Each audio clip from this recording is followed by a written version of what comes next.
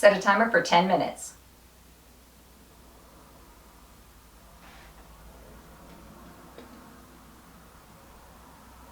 Okay, here we go. Hi, I'm Julie from Tiny Chick Pottery. This is the t-shirt that I got from Trinity Ceramics. Isn't it cute?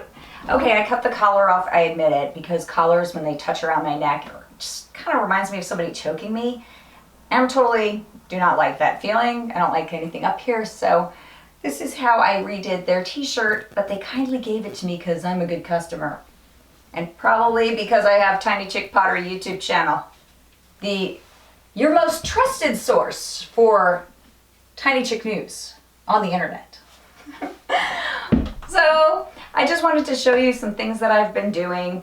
I redrew my logo when I redid my website, which I'd love for you to go check out. It's just so cute. So if you want inspiration for your pottery website, check out tinychickpottery.com. I sell things like this, my logo on a tea towel. Wait till I show you how gigantic this tea towel is. It's huge. Okay, it's one of those flour sack tea towels. It's adorable. Okay, yeah. So I have that kind of merchandise on my website. I also have things related to doodles. I have art, I have pottery, I have jewelry. It's really cool.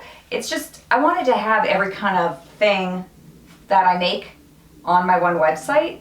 And soon it'll even be in categories where you can quickly just go check out my pottery or check out my drawings or check out, stationery or whatever I have out there. Who knows what'll be next. So that's cool. Also, an update for you because I know that I have to log into my phone so I can keep track of the minutes. So I'm doing this challenge. Before I tell you about this, I gotta tell you, I'm doing this challenge with my friends who also have YouTube channels, and our goal this week is, there we go. Our goal this week is to do a 10-minute video with no edits. And that's really hard. For a lot of people, they just can't talk for 10 minutes straight, but I'm gonna try. So I'm gonna run this, no edits, 10 minutes, and please be forgiving. Okay, I'll tell you why in a second. I'll tell you why we're doing the challenge. So right here are decals that I had made. What I did was, I have an iPad Pro, and I have it popped into a sketchboard, and every day for the past 303 days, I have drawn a new doodle. Any kind of drawing, any kind of like infographic or whatever comes to mind that I want to draw. 365 days I've been doing that. I just lied. Okay, 303 days I've been drawing something different every day. It's on my Facebook page and also on Tinychickillustrations. Almost all of them have ended up on Tinychickillustrations on Instagram. So some of my drawings I have taken little bits of and used to create this decal page. What these decals are, I've done a video on it. I believe it'll pop up right here. And that video is how to apply Waterslide decals. These decals are adhered to pottery. My dog is walking in. Hi, George. So the decals are applied to glazed pottery. So something on a light color or white, and then it's fired on there to 1616 degrees. Of course, it's going to drive me crazy that I made errors that I'm not allowed to edit. But anyway, the point is, I then fire them and they're beautiful. The decals are just amazing, and it does take some skill to learn how to do your decals. Don't expect every single one to be perfect. So get a handle on that right away, that you're just not going to have perfection. So it's really hard, especially to get all the air bubbles and water bubbles out from underneath, and perhaps you should just fire them right away. I mean, maybe leaving it in my garage for a while did one in. So I had this mug and it had a cute decal across it that was really big, and for some reason that one had bubbling happen on it, and so it kind of pulls away from certain spots. But you'll see all about that and preventing it in my video, which I think is in this upper hand corner. In an eye, there's an eye with a circle around it, and that is called a card. And those go at the top of your videos. I don't know if you have a video channel, but you'll know what I mean if you have one. Anyway, up there you can click and see another video. And yes, you want these, you want to do these, you want to get these from me, let me know. So you can contact me through tinychickpottery.com. There's a contact page, and I can get these ordered for you.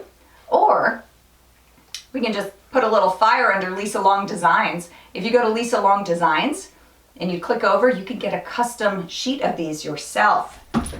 And there he goes. George, that dog is a mess. Let me just tell you. Okay, the other things I wanted to tell you about today. Glazes. Okay. I showed you in my last video, which I'll put a link to at the end, was showing you some really beautiful glaze combinations that I did with Amaco Potter's Choice glazes. The trick to glazes that I didn't bother mentioning, I said 3 coats of this and then 3 coats of that and then another couple coats of this at the top. But I didn't tell you one really important thing that I wanted to share with you. The kind of brush that you use to apply your Amaco glazes really matters. You need a brush that will lay on a thick coating of glaze. If you put thin coatings of glaze, you'll be sorry, because they won't get the color, they won't get the depth of color, you can see through them, it's not good. So get yourself some of these really fluffy brushes and a really fluffy fan brush and thickly coat your glazes. So today I took out a mug and this crazy pot, and I thought I would do this crazy pot in Chun Plum, which is that, like, it's a pinky orangey kind of color, and I'm going to do 3 coats of that on the outside of this, and then I'm going to do a couple of coats of blue rutile on top, which makes it drip beautifully, and then to kind of force those drips to move down the pottery, I'm going to put seaweed right at the top edge. Seaweed and oatmeal glazes run. If you use them all on their own, they don't run, apparently, I think. Check me on that. Google it. Just saying. But if you put it at the top,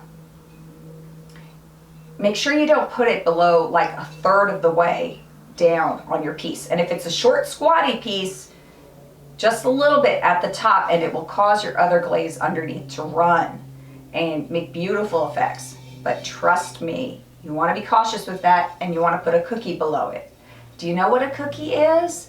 If you take a piece of bisque clay like this, you take a piece of bisqueware and just roll it out like a flat cookie, and you stick it under here, just like a little, just use this as an example. Say this was clay, and you sit it on there and you put it in your kiln. Then if your glazes run, this is damaged, not your expensive kiln shelf. That's the goal. Right. Another cute thing that I have going on, the local people like to buy my local map tumblers that I sell on my website. I can have custom tumblers made. I have a lady in town who makes these for me. They're so cute. Also, something you're going to want to have handy when you're glazing, some sponges. You want them to be ready to go, have some water nearby, because you need to wipe the bottoms of your pottery off before putting it in the kiln. And I like to go up just a hair above at the bottom just to make sure that the glaze doesn't drip down onto my kiln shelves. And I always make sure my kiln shelves have Kiln Wash on them. Several thin coats of Kiln Wash will save your kiln shelf. Good thing to know.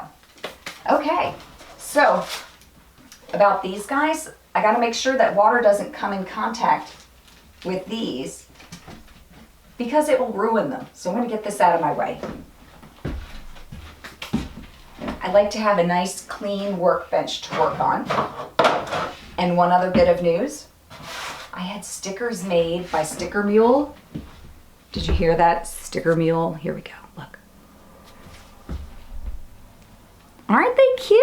I have those on my website. I send them out with, they're vinyl so they can go on water bottles, and I did it! I did it! Success! Okay, I'm shutting the camera now.